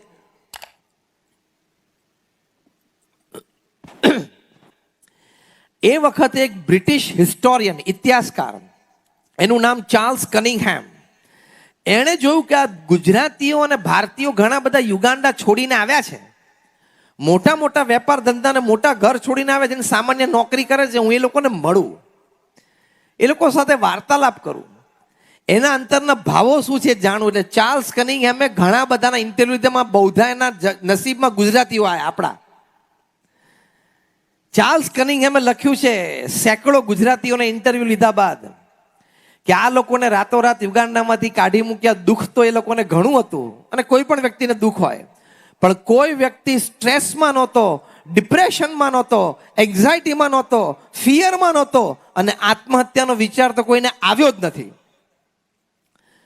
અને પછી ચાર્લ્સ કનિંગહેમમાં બ્રિટિશ હિસ્ટોરિયન એનું કારણ લખ્યું કે એનું કારણ એ છે કે they had faith in God, they had મંદિર as their support, અને ત્રીજું વાક્ય લખ્યું છે કે I found most of them were followers of the Swaminarayan. Charles Cunningham લખે છે કે આ લોકોને ભગવાન પ્રત્યેની શ્રદ્ધા હતી એટલે એવું માનતા કે ભાઈ બરોબર છે, ભારતથી યુગાન્ડા ગયા ત્યારે ખિસ્સામાં $5 નહોતા, મહેનત કરી તો બધું ઊભું થયું, હવે જતું રહ્યું તો પાછું લંડન આવીને મહેનત કરશું તો થશે. જેવી ભગવાનની ઈચ્છા. આ જેવી ભગવાનની ઈચ્છા એ મુદ્દો જીવનમાં દ્રઢ થવો ને એ મંદિર અને અધ્યાત્મથી થાય. અને આ જીવનનું સૌથી મોટું પરિબળ અને ચાલક બળ છે. જ્યારે સંજોગો પરિસ્થિતિ કઠણ હોય એવા પરિસ્થિતિના સંજોગોમાં ઘણી વખત મૂકી જઈએ કે મોબાઈલમાં 1000 નંબર છે, કોને ફોન કરવો એ ખબર ના પડે. એવા સંજોગો અને પરિસ્થિતિમાં લોકો આવતા રહે છે. એ વખતે જેવી ભગવાનની ઈચ્છા, આમાં કંઈક મારું સારું હશે, એ જે વિચાર છે ને એ વિચારથી વ્યક્તિ ટકી જાય, પરિવાર ટકી જાય. ઇઝરાયલ ડિઝાસ્ટર મેનેજમેન્ટની ટીમ આવેલી ભુજ ભૂકંપ વખતે 2001માં ઇઝરાયલ મિલિટરીની ટીમ હતી 167 જણાની. એના મુખ્યત્વે મિસ્ટર શોલોમ, અમે એમને મળેલા, અમારા BAPSના કેમ્પ પર પણ આવેલા. એ મિસ્ટર શોલોમ, એને અમે એક પ્રશ્ન પૂછ્યો, કારણ કે એ છેલ્લા 15 વર્ષથી આ ડિઝાસ્ટર મેનેજમેન્ટ ટીમના નેતા હતા. જ્યાં જ્યાં પૃથ્વી ઉપર કોઈ પણ દેશમાં આવી હોનારત સર્જાય તે વખતે સ્થાનિક સરકારને ઇઝરાયલ ગવર્મેન્ટ પૂછે કે ભાઈ અમારી પાસે એક ટ્રેન ટીમ છે, તમને મદદમાં મોકલીએ. એ વખતે બધાને મદદની જરૂર હોય એટલે આ લોકો જતા, એટલે બહુ ટ્રેન્ડ હતા. મોબાઈલ ICU લઈને આવેલા અને ભુજમાં મેદાનમાં એમણે મોબાઈલ ICU ઊભું કરેલું. અમે પહેલી વખત જિંદગીમાં મોબાઈલ ICU જોયું 2001ની સાલમાં. આટલી ટ્રેન્ડ એમની ટીમ હતી.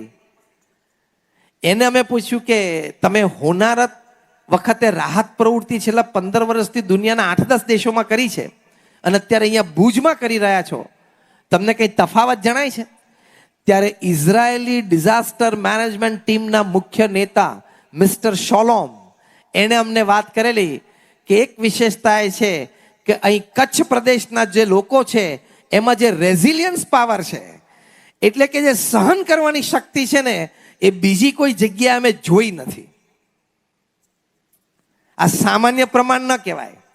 પછી મિસ્ટર શોલોમને મેં પૂછ્યું કે કચ્છ પ્રદેશના લોકોની આ જે રેઝિલિયન્સ પાવર છે, જે આમ દુઃખ સહન કરી શકવાની જે શક્તિ છે, એની પાછળનું રહસ્ય તમે જાણો છો? તો કે આ એ પણ મેં બધાને પૂછી લીધું. બધા કચ્છ પ્રદેશના એટલે કે ત્યાંના કચ્છી લોકો તરફથી મને એ જ ઉત્તર મળ્યો કે ભાઈ આ ઘટના નહોતી બનવા જોઈતી, પણ ધારો કે બની ગઈ તો હવે ભગવાનની ઈચ્છા, જેમ ભગવાનની ઈચ્છા હશે એમ થશે. હવે આપણે જેટલા બચ્યા છીએ એટલા તો બધા હળી મળીને એકબીજાને સાથ સહકાર આપીને જીવન આગળ ચલાવીએ. મિસ્ટર શોલોમે કહ્યું, આ જે શબ્દો એ મેં હોનારતની રાહત પ્રવૃત્તિમાં જિંદગીમાં પહેલી વાર સાંભળ્યા. આ શબ્દ ક્યાંથી આવ્યા? અધ્યાત્મમાંથી આવ્યા છે. એટલે મંદિર અને અધ્યાત્મ જે સમાજ સેવા કરી શકે છે એ અદ્વિતીય છે. ત્યાં BAPSના અમારે કાર્યકર્તા કીર્તિભાઈ પટેલ સવારે 8:30 વાગે શાકભાજી લેવા ગયા, એટલે એક જ બચી ગયા. એમનું ઘર પડ્યું 9:45 વાગે. એમના વૃદ્ધ માતા, એમના પત્ની અને એમના એક દીકરા દીકરી, એટલે 2 સંતાનો, 4 જણા દટાઈને મરી ગયા. એમને ઘરે આવીને જોયું તો કે આ ઘર પડેલું હતું. કોઈ પણ માણસને આઘાત લાગે, એમને પણ લાગ્યો. પણ એમને તરત વિચાર્યું કે હવે અત્યારે મારે શું કરવાનું? હું અહીંયા બેઠો બેઠો આ ઢગલા સામે જોઈને રોયા કરું. ત્યાં એમને ખબર પડી કે પ્રમુખ સ્વામી મહારાજે કોલ આપ્યો છે કે આપણે તાત્કાલિક રસોડું તૈયાર કરવું છે અને ચાલુ કરવું છે. સીધા ચાલતા ચાલતા BAPS મંદિર આવી ગયા અને સંતોને કીધું સ્વામી મારે સેવામાં જોડાવાનું છે. અને એમને સેવા કરી. એમના ઘરનો વારો એટલે એમનો જે ડેબ્રિસ ખસેડવાનો વારો 1 મહિના પછી આવ્યો. 1 મહિના નીચે પછી શું બચ્યું હોય? 1 મહિના પછી જ્યારે ડેબ્રિસ હટી ત્યારે એમણે પોતાના છોકરાની, 10 વર્ષના છોકરાની ખોપડી જોઈ. 1 મહિના દરમિયાન પણ એમને સ્થિરતાથી સેવા કરી છે. 1 મહિના પછી પણ એમને સ્થિરતાથી સેવા કરી. એ કીર્તિભાઈ પટેલનો જ્યારે ઇન્ટરવ્યુ લેવામાં આવે તેમને પૂછ્યું કે સ્વામી આઘાત તો બહુ મોટો હતો, જીરવા એવો નહોતો, પણ હવે જેવી ભગવાનની ઈચ્છા, બીજું તો આપણે શું કરી શકીએ. પણ મેં એ વિચાર કર્યો કે અત્યારે હવે હું એક બચ્યો છું, જેટલા પણ અમે બચ્યા છીએ, આપણે બચ્યા છીએ એની માટે તો કંઈક કરીએ. એટલે હું ત્યાં સેવામાં જોડાઈ ગયો. આ રેઝિલિયન્સ પાવર છે ને એ અધ્યાત્મ વગર શક્ય જ નથી. આ આંતરિક તાકાત એ અધ્યાત્મ વગર શક્ય જ નથી. તો આટલી બધી તાકાત એમાં રહેલી છે. મંદિર છે ને એ હું છેલ્લી 5 મિનિટમાં પૂરું કરું. મંદિર છે એ સંસ્કૃતિઓને નજીક લાવે છે. જ્યારે કેનેડામાં ટોરન્ટોમાં અક્ષરધામ ગાંધીનગર તમે જોવો છો એવું ભવ્ય મોટું મંદિર પથ્થરનું ઉદ્ઘાટિત થયું 2007માં, ત્યારે કેનેડાના એ વખતના પ્રધાનમંત્રી સ્ટીફન હાર્પર એ મુખ્ય મહેમાન તરીકે અમારા આમંત્રણને માન આપીને પધારેલા. એમના પ્રવચનમાં એ Stephen Harper as prime minister of Canada બોલેલા કે ધીસ મંદિર will bring the two cultures together. Indians will be able to know Canada better. Canada will be able to know Indians better. કે આ મંદિર છે એનાથી ભારતીયો અને કેનેડિયન વચ્ચે એકબીજાને સંસ્કૃતિને સમજવાની, એકબીજાને સ્વીકારવાની એ દ્રષ્ટિકોણ એ વધારે શુદ્ધ અને પવિત્ર થશે. તો મંદિરથી આટલા બધા મોટા લાભ છે. મેં તમને અનેક દ્રષ્ટિકોણથી આ વાત કરી. છેલ્લો એક પ્રસંગ કહું. સ્વામિનારાયણ અક્ષરધામ દિલ્હી તમે જોયું હશે. રેઝ યોર હેન્ડ્સ જેને દિલ્હીમાં અક્ષરધામ જોયું. ઓહો, બધાએ જોયું છે. ત્યાં શિશિર બજાજ આવેલા. બજાજ કંપનીના માલિક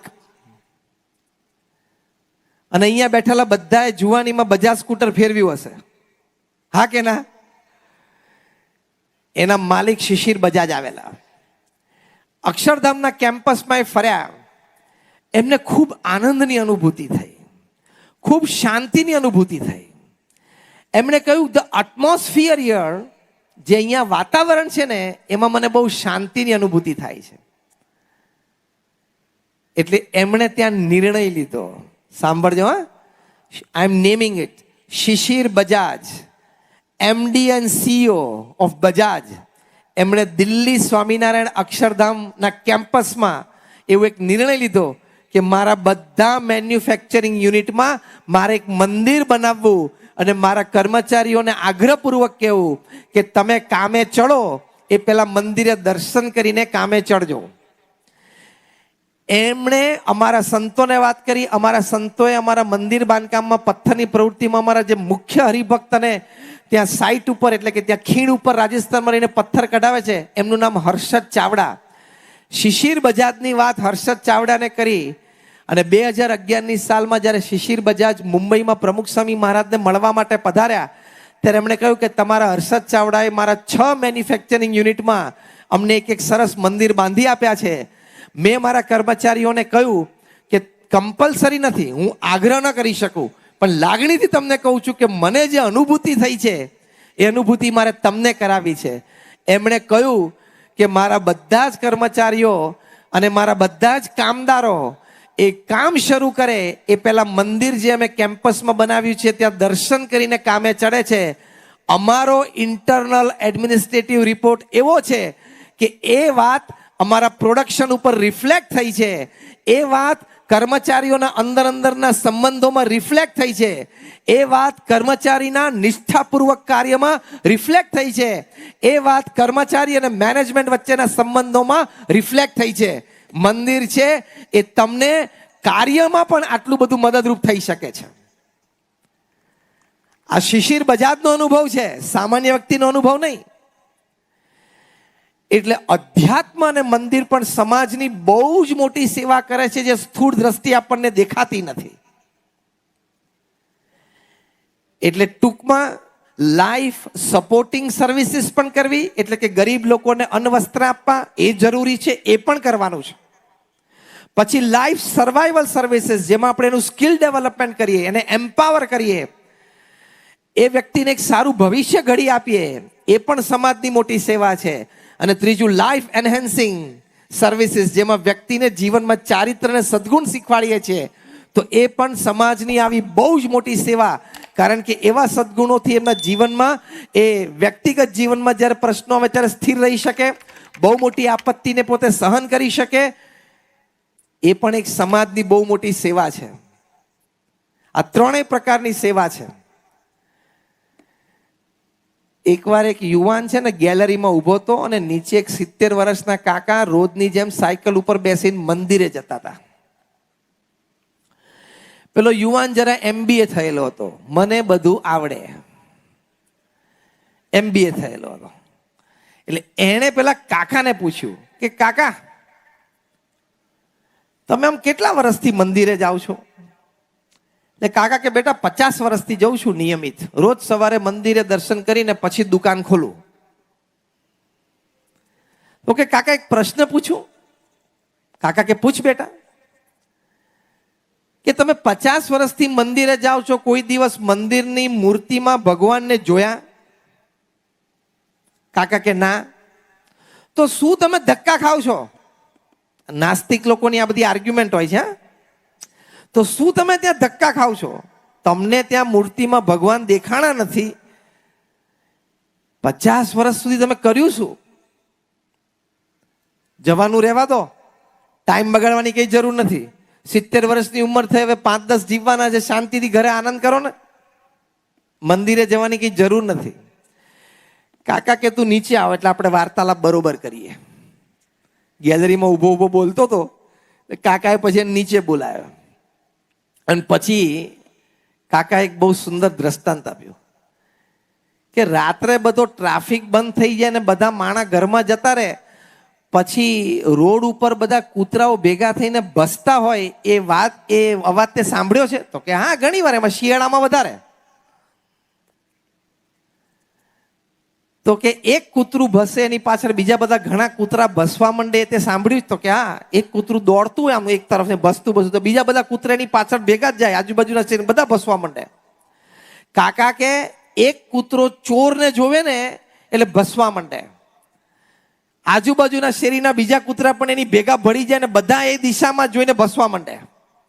બીજા બધા કૂતરાઓએ ચોરને જોયો નથી, પણ વિશ્વાસ છે કે અમારામાંથી એક જણાએ જોયો છે ને ભસે છે ને, એટલે છે તો ખરો જ.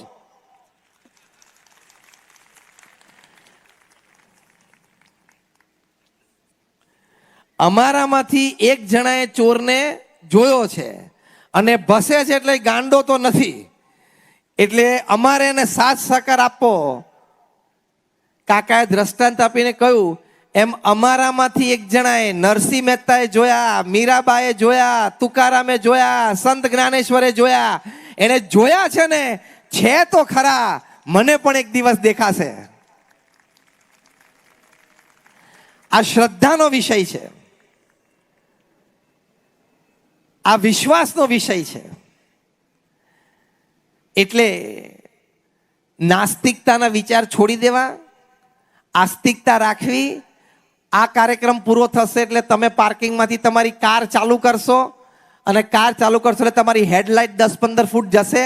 એટલે તમારે એમ નહીં માનવાનું કે મારું ઘર તો હજી 3 કિલોમીટર દૂર છે, આ લાઇટમાં મારું ઘર દેખાતું નથી, અંધારામાં હું ક્યાં જઈશ, એવો વિચાર કરીએ છીએ. જેમ જેમ ગાડી આગળ ચાલશે એમ એમ આગળ અજવાળું થશે ને ઘરે પહોંચશો. એમ જેમ જેમ મંદિરે જશો એમ એમ અજવાળું થશે અને આગળ તમે જશો. અને ફંડામેન્ટલ છે નિસ્વાર્થ સમાજ સેવા અને પૂર્ણ અધ્યાત્મ. આ બંનેનું કોમ્બિનેશન જોઈએ. પુરુષોત્તમભાઈ બરોબર છે? પુરુષોત્તમભાઈ રૂપાલા અહીંયા બેઠા છે, આપણે એની શાખ લઈએ છીએ. નિસ્વાર્થ સમાજ સેવા અને પૂર્ણ અધ્યાત્મ, આ બે જીવનના પાયાના સિદ્ધાંતો છે. આ બે પૈડા ઉપર રથ ચાલે છે. How many of you agree with me? Rays your hands. એટલે નિસ્વાર્થ સમાજ સેવા પણ કરવાની અને એબ્સોલ્યુટ સ્પિરિચ્યુઆલિટી પણ રાખવાની. એટલે ફંડામેન્ટલ્સને કોઈ દિવસ પ્રશ્ન નહીં પૂછવાના, પદ્ધતિને પૂછવાના, સિદ્ધાંતને નહીં પૂછવાના. આપણે બધા ક્રિકેટ રમ્યા છીએ, હા કે ના? બધા રમ્યા છીએ ને? તમારામાંથી કોઈ ક્રિકેટની પીચ ઉપર જઈને દોઢ ડાયો થયો છે કે આ 3 સ્ટમ્પ કેમ 2 નહીં ને કેમ 4 નહીં? આ 3 સ્ટમ્પ નક્કી કરવાની ઓથોરિટી જે તે વ્યક્તિને કોણે આપી? એને 3 સ્ટમ્પ નક્કી કર્યા પછી એ એક્સેપ્ટન્સ કમિટી કઈ હતી? એ 3 સ્ટમ્પનું એને સજેશન કર્યું ને એક્સેપ્ટન્સ કમિટીમાં કોણે કોણે સહી કરી? એ પેપર વર્ક મને દેખાડો, પછી હું બેટિંગ કરવા જાઉં. તો તારી ટીમના પ્લેયર તને શું કરે? એક બેટ મારીને કાઢી મૂકે ગ્રાઉન્ડ ઉપરથી. 3 સ્ટમ્પ કેમ, 2 અને 4 નહીં. એ પ્રશ્ન જેને પૂછ્યો હોય, એક પણ વખત ક્રિકેટના ગ્રાઉન્ડ ઉપર આંગળી ઊંચી કરો. કોઈ નહીં કરે. આ 22 યાર્ડની પીચ કેમ 24 ની નહીં? એવો પ્રશ્ન પૂછ્યો, આંગળી ઊંચી કરો. આપણે સિદ્ધાંતોને સ્વીકારી લીધા, પ્રણાલિકાને સ્વીકારી લીધી, એટલે આપણને રમતનો આનંદ આવી ગયો. હા કે ના? ક્રિકેટ રમવાનો આનંદ કેમ આવ્યો? 3 સ્ટમ્પ સ્વીકારી લીધા, એટલે ક્રીઝ સ્વીકારી લીધી, 22 યાર્ડની સ્પીચ સ્વીકારી લીધી, પગની ઉપર બોલ આવે અને સ્ટમ્પમાં જતો હોય તો LBW સ્વીકારી લીધું. હા કે ના? આ બધા સિદ્ધાંતો મૂળભૂત સ્વીકારી લીધા ને એટલે રમત રમવાનો આનંદ આવી ગયો. એમ નિસ્વાર્થ સમાજ સેવા, ભગવાનનું અસ્તિત્વમાં શ્રદ્ધા, ભગવાનના કરતાપણામાં શ્રદ્ધા, એ સિદ્ધાંત સ્વીકારી લો એટલે જેમ ક્રિકેટ રમવાની મજા આવે એમ જીવન જીવવાની પણ મજા આવે. જીવનમાં એક વસ્તુ યાદ રાખવી, સિદ્ધાંતને પ્રશ્ન ન પૂછો. આપણે નાના હતા ત્યારે ABCD કોણે બનાવી પ્રશ્ન પૂછેલો? ચલો એ વખતે બુદ્ધિ નથી, હવે તો બુદ્ધિ છે ને તારામાં. પૂછ, ABCD કખ ગગ કોણે બનાવ્યો? એને ઓથોરિટી કોને આપી? એને કખ ગગ ABCD આવી રીતે બનાવીને એ આવી રીતે લખવાનો, એ કોણે નક્કી કર્યો? એની એક્સેપ્ટન્સ કમિટી કઈ હતી? એને સિગ્નેચર કોણે કોણે કરી છે? ત્યાં તો તું દોઢ ડાયો થતો નથી અને અહીં દોઢ થાય. ભગવાનને કોણે જોયા છે? અને પાછો પાનના ગલ્લા ઉપર પાન પિચકારી મારતો મારતો બોલે, I am a student of science. Student of science શું? તું 3 ટ્રાયલ તો BSc થયો છું. અને તું જેની થિયરી ભણીને BSc થયો, આર્કિમિડીઝ, પાસ્કલ, ન્યૂટન, આલ્બર્ટ આઇન્સ્ટીન, આ બધા મહાન વૈજ્ઞાનિકો જેને 200 થી વધારે રિસર્ચ કરીને ડિસ્કવરીઝ અને ઇન્વેન્શન્સ આપી છે, એ બધાએ ભગવાનમાં કઈ કક્ષાની શ્રદ્ધા રાખી છે ખબર છે? એ તો તને ખબર નથી. અને એ જ વૈજ્ઞાનિકોની 2 થિયરી ભણીને પાનના ગલે પિચકારી, I don't believe in God. તારું કેટેગરી જ નથી, તારી કોઈ લાયકાત જ નથી આ વાક્ય બોલવાની, કારણ કે તું BSc પાછો 3 ટ્રાયલે થયો છે. એટલે આવી નાસ્તિકતા મૂળભૂત સિદ્ધાંતો પ્રત્યે તમે રાખશો. 2ની વાત કરું છું, નિસ્વાર્થ સમાજ સેવા અને અધ્યાત્મ. એ બંનેમાં ફંડામેન્ટલ ક્વેશ્ચન નહીં પૂછવાના, એ સ્વીકારી લેવાનું, તો જ જીવનમાં આનંદ આવશે.